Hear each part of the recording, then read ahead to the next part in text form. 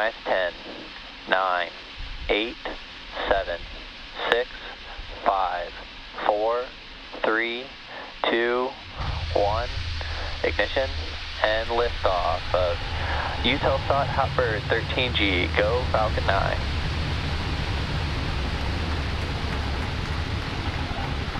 Nominal first stage chamber pressures. Vehicles pitching downrange.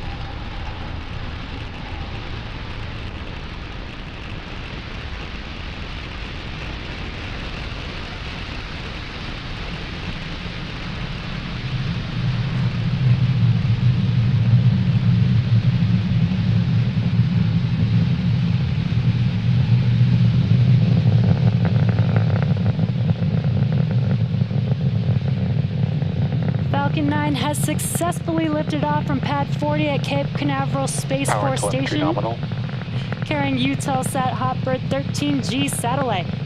Now, during ascent, the M1D engines will actually swivel and help steer Falcon 9, and this is known as gimbal. The rocket autonomously tilts the engines. Supersonic.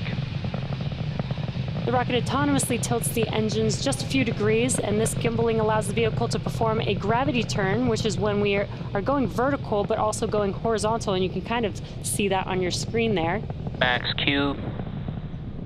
Great call out. We've just passed through Max Q. That is the largest structural load that the vehicle sees on ascent. After we pass through Max Q, we can now begin to throttle up the 9 M1D engines on stage 1. And in just about a minute, we'll have 3 events happening back to back.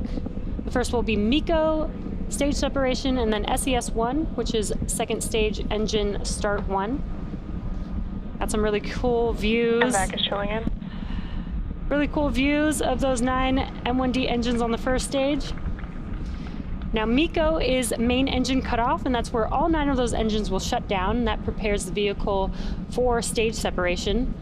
Then stage 1 can make its way back down to Earth, while stage 2 continues with SES1, or second stage engine start 1. That's where we will ignite that MVAC engine on the second stage for the first time for this mission. Again, coming up here in just a few seconds, we will have MECO stage separation and SES1.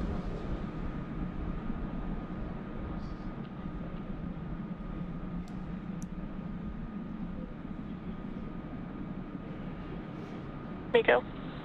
Stage separation confirmed.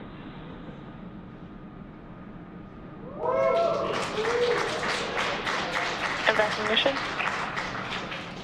And there we could see MECO stage separation on your right-hand screen. That MVAC engine is lighting up there. Coming up next, we will have fairing separation. The fairing halves flying today are flight proven, one half flying for the 4th time and the other for a 6th time.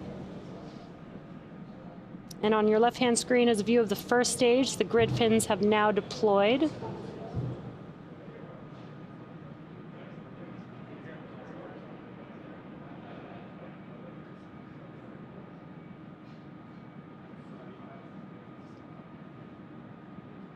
Fairing separation confirmed.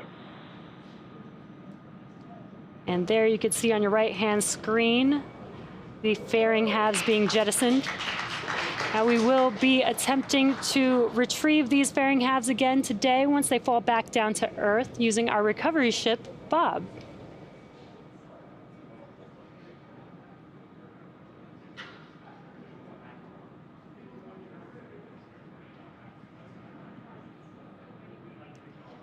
Acquisition of signal, Bermuda. T plus 4 minutes into today's mission.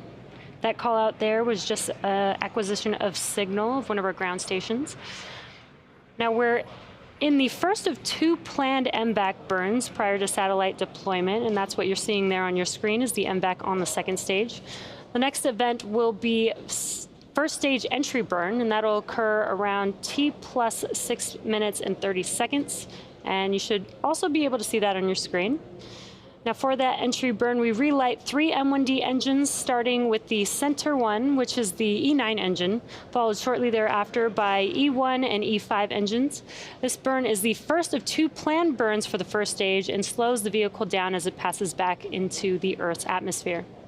Now stage 1 does need to slow down to reduce the re-entry forces, and that helps us to recover and reuse the vehicles. Vehicle on nominal trajectory. And great call-outs. Vehicle is on nominal trajectories. That entry burn is just under 1.5 minutes away. And as a reminder, with a unique pan-European coverage, the high-power Hotbird satellites at 13 degrees east form one of the largest broadcasting systems in Europe, the Middle East, and Africa, delivering 1,000 television channels to more than 160 million TV homes.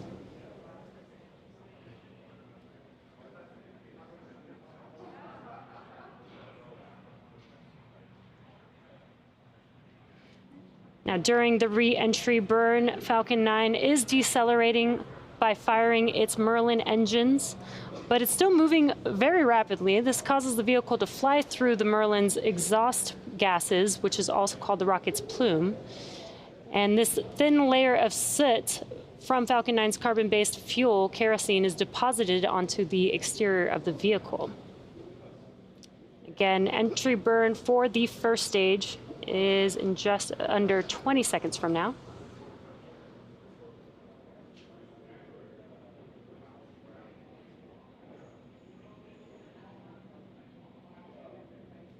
Stage 1 FTS has saved.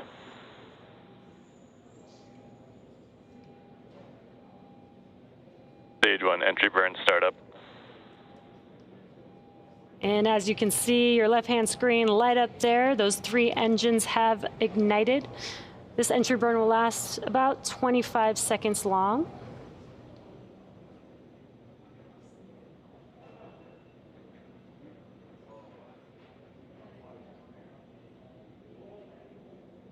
Stage 1 entry burn shut down. And that concludes the entry burn for the first stage. Now, for those that might not be familiar with why we land our rockets, reusability is key to lowering the cost of spaceflight, which enables more investments in critical science research. And the Falcon 9 first stage that is supporting today's mission performed this entry burn for the 7th time tonight, previously launching CRS-22, Crew 3, Turksat 5B, Crew 4, CRS-25, and 1 Starlink mission. Now, we're about 30 seconds away from the next couple of events. Next up will be SECO 1, which is second stage engine cutoff 1. And that's when we shut down that MVAC engine on the second stage. Stage 1 transonic. And we allow that second stage to coast. And then shortly after... Stage 2 FTS is saved. Shortly after SECO 1, we'll have the landing burn starting on the first stage.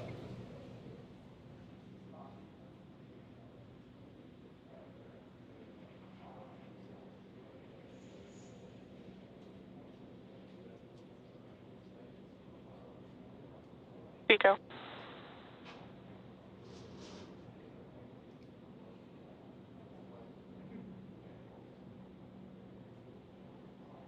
Stage 1 landing burn. There we've had SECO, and stage 1 landing burn has begun. Let's watch as Falcon 9 touches down on Just Read the Instructions. Landing leg deploy.